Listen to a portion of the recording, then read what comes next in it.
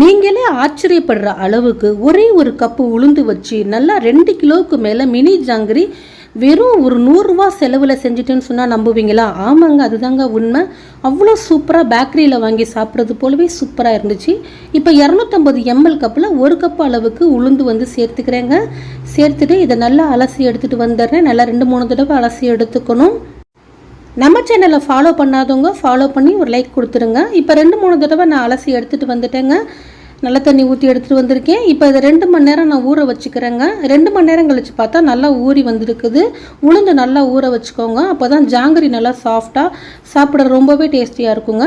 இப்போ ஒரு mixie jar எடுத்து அதில் வந்து பாதி மட்டும் சேர்த்துக்கிறேங்க. உங்கள்கிட்ட ஐஸ் வாட்டர், ஐஸ் க்யூப் இருந்தால் நீங்கள் போட்டு அரைச்சி எடுத்துகிட்டு வந்துடுங்க. நான் வந்து ஐஸ் வாட்டர் கொஞ்சமாக சேர்த்து பாருங்கள். மாவு வந்து இது போல் வந்து அரைச்சிக்கணும். மெத்துன்னு இருக்கணும். இட்லிக்கு அரைப்போம் பாருங்கள், அது போல் வந்து நம்ம அரைச்சி எடுத்துக்கணுங்க. அடுத்ததும் வந்து போட்டு அரைச்சி எடுத்துகிட்டு வந்துடுறேன். நல்லா நெய்ஸாக அரைச்சிக்கோங்க. அப்போ தான் வந்து ஜாங்கிரி நல்லா சாஃப்டாகவும் கரெக்டான ஒரு பக்குவத்துலேயும் நம்ம செஞ்சு எடுக்க முடியுங்க. இப்போ இதில் வந்து ஒரு டிப்ஸ் சொல்லியிருக்கேன், அதை மட்டும் நீங்கள் ஃபாலோ பண்ணிங்கன்னா ரொம்ப சூப்பரான ஜாங்கிரி செய்யலாம் நீங்கள். இப்போ 1 டேபிள் ஸ்பூன் அளவுக்கு கார்ன்ஃப்ளவர் மாவு வந்து சேர்த்துருக்கேங்க. இது கூடவே ஃபுட் கலர் வந்து சேர்த்துக்கிறேன், ஆரஞ்சு ஃபுட் கலரு. இப்போ வந்து பார்த்திங்கன்னா நல்லா மிக்ஸ் பண்ணிக்கிறேன். உங்கள்கிட்ட கார்ன்ஃப்ளவர் மாவு இல்லாட்டினா அரிசி மாவு இருந்தால் கூட 1 டேபிள் ஸ்பூன் அளவு சேர்த்துக்கோங்க. இப்போ இதை நல்லா வந்து மிக்ஸ் பண்ணிக்கிறேங்க. இந்த மாவு பார்த்திங்கன்னா நல்லா ஒரு 5 நிமிஷம் இப்படி ஒரே சைடாக இப்படி மிக்ஸ் பண்ணி கொடுக்கணுங்க. நல்லா பார்த்திங்கன்னா நல்லா ப்ளஃபியாக இந்த மாவு வந்து நல்லா ஒரு பங்கு இருக்கிற மாவு 2 மடங்காய் வரும்.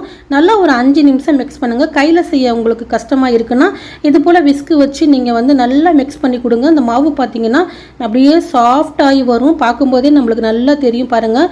1 மடங்கு இருக்கிற மாவு 2 மடங்கு வர அளவுக்கு நல்லா மிக்ஸ் பண்ணி கொடுத்துக்கணுங்க. இப்போ சூப்பராக வந்து ஒரு 5 நிமிஷம் நான் செஞ்சுக்கிட்டேன். இப்போ கரண்டியில் எடுத்து காட்டுறேன் பாருங்கள். கேக்குக்கெல்லாம் வைப்போம் பாருங்கள். க்ரீம் வந்து விப்பிங் க்ரீம் வந்து நம்ம வந்து பீட்டரில் அடிப்போம் பாருங்கள், அது போல் வந்து நம்ம செஞ்சு எடுத்துக்கணுங்க. மாவோட கண்டிஷன் இந்த அளவுக்கு இருந்தால் தான் ஜாங்கிரி நல்லா சாஃப்டாக சூப்பராக வருங்க. இப்போ ஒரு கவர் எடுத்துக்கிறேன். உங்கள் வீட்டில் என்ன கவர் இருக்கோ நீங்கள் எடுத்துக்கோங்க.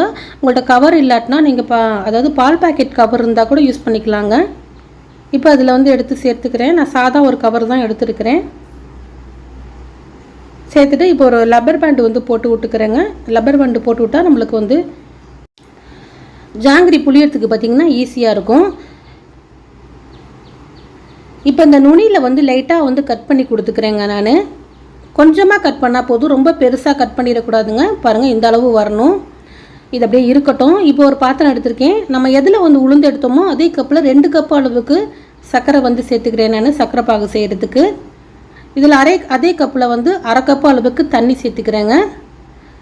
இப்போ இந்த சர்க்கரை வந்து நல்லா கரைஞ்சி வரட்டும். நல்லா கொதித்து கரைஞ்சி வந்தோடனே இது பார்த்திங்கன்னா 1 கம்பி பதம்னு சொல்லுவாங்க பாருங்கள், அது போல் வரணுங்க. 1 கம்பி பதம் வந்தோன்னா நம்ம ஸ்டவ் ஆஃப் பண்ணிடணும்.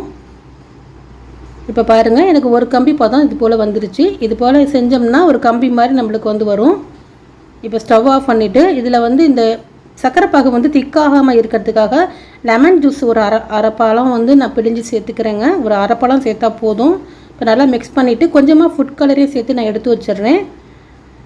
இப்போ வந்து எண்ணெய் வந்து நல்லா கொஞ்சம் சூடுபடுத்திட்டு, ரொம்ப கொதிக்கிற எண்ணெயில் புளியாதீங்க. கொஞ்சம் லைட்டாக ஒரு சூடு இருந்தால் போதும். அடுப்பை வந்து மீடியமாக வச்சு கொஞ்சம் எண்ணெயை சூடுபடுத்திட்டு அதுக்கப்புறம் ஒன்று ஒன்றா போடுங்க. ரொம்ப கொதிக்க வைக்க வேண்டிய தேவையில்லை. இது போல் அழகாக மினி ஜாங்கிரி இப்படி பிழிஞ்சு கொடுத்துக்கோங்க. ரொம்ப ரொம்ப ஈஸி தாங்க. பிகினராக இருந்தால் கூட ரொம்ப ஈஸியாக செஞ்சிடலாம். அவ்வளோ சூப்பராக இருக்கும் இந்த ஜாங்கிரி. பார்த்திங்கன்னா வீட்டில் செஞ்சு யாருக்காவது கொடுத்தீங்கன்னா நீங்கள் பேக்கரியில் வாங்கினீங்களான்னு கேட்பாங்க. அந்த அளவுக்கு சூப்பராக டேஸ்ட்டில் இருக்குங்க. நீங்கள் எடுக்கிற பாத்திரம் கொஞ்சம் அகலமாக இது போல் இருந்தால் எடுத்துக்கோங்க. அப்போ தான் நல்லா ஒரு 7-8 ஜாங்கிரி வந்து நம்ம பிழிஞ்சு கொடுக்க முடியும். நல்லா ஒரு பக்கெட்டு வெந்த உடனே மறுபக்கெட்டு திருப்பி கொடுத்துக்கணுங்க. வேகாமல் திருப்பி கொடுக்காதீங்க. நல்லா பார்த்திங்கன்னா இந்த ஜாங்கிரி பார்க்கும்போது நல்லா வெந்து கொஞ்சம் லைட்டாக ஹார்டாக இருக்கிற மாதிரி இருக்கணும். அப்போ தான் பார்த்திங்கன்னா சர்க்கரை பாகில் போட்டால் நம்மளுக்கு உடையாமல் கரெக்டாக நம்மளுக்கு பேக்கரியில் கிடைக்கிறது போல் சூப்பராக வருங்க. நல்லா வேக வச்சு எடுத்துக்கோங்க. இப்போ மறுபக்கெட்டு திருப்பி கொடுத்துட்டு வேக வச்சுக்கிட்டேன். இப்போ நல்லா வெந்துருச்சுங்க. இப்போ நான் எடுத்துட்டு நான் வந்து சர்க்கரை பாகில் வந்து சேர்த்துக்கிறேங்க. சர்க்கரை பாகில் பார்த்திங்கன்னா கொஞ்சமாக ஃபுட் கலர் வந்து இது பண்ணி வச்சுருக்கிறேன். அதில் வந்து இப்போ எடுத்து சேர்த்துக்கிறேன் ஜாங்கிரியை. எல்லா ஜாங்கிரியும் எடுத்து போட்டுட்டு நல்லா ஒரு பக்கெட்டு ஒரு 2 நிமிஷம் ஊற வச்சுட்டு அப்புறம் மறுபக்கெட்டு வந்து நம்ம திருப்பி கொடுத்துக்கணுங்க ஜாங்கிரி சர்க்கரை பாகில். இப்போ அடுத்ததும் நான் புழிஞ்சிக்கிறேன் பாருங்கள். இது போல் எந்த அளவுக்கு உங்களுக்கு புளிய முடியுமோ அந்த அளவு வந்து கொஞ்சம் குட்டி குட்டியாகவே புளிஞ்சுக்கோங்க. அப்போ தான் மினி ஜாங்கிரி பார்க்க ரொம்பவே அழகாக இருக்கும். இப்போ பாருங்கள், நான் போட்டிருந்த அந்த ஜாங்கிரி நல்லா ஒரு 2 நிமிஷம் அதில் ஊறி இருக்குது. இந்த பக்கத்து திருப்பி கொடுத்துக்கிறேன். திருப்பி கொடுத்துட்டு எங்கிட்ட ஒரு நிமிஷம் ஊறினா போதும், நம்ம எடுத்து வச்சிடலாங்க. ரொம்ப நேரம் இதிலே போட்டு வைக்கணும்னு அவசியம் இல்லை. நம்ம அடுத்த செட்டு போட்டு நம்ம வேக வச்சுருக்கோம் பாருங்கள். இது வேகிறதுக்குள்ளே நம்ம இதை ஊற வச்சது எடுத்துடணுங்க அதிலேருந்து. அப்போ தான் இதை எடுத்து நம்ம அதில் போட்டு ஊற வைக்கிறதுக்கு சரியாக இருக்கும். அப்படியே ஒவ்வொரு ஈடும் வேக வைக்கும்போது ஜீராவில் எடுத்து போட்டு நீங்கள் ஊற வச்சு எடுத்து வச்சுக்கோங்க. இந்த ஜாங்கிரி பார்த்தீங்கன்னா வெளியிலே ஒரு 5 நாள் வரையும் வச்சுருக்கலாங்க.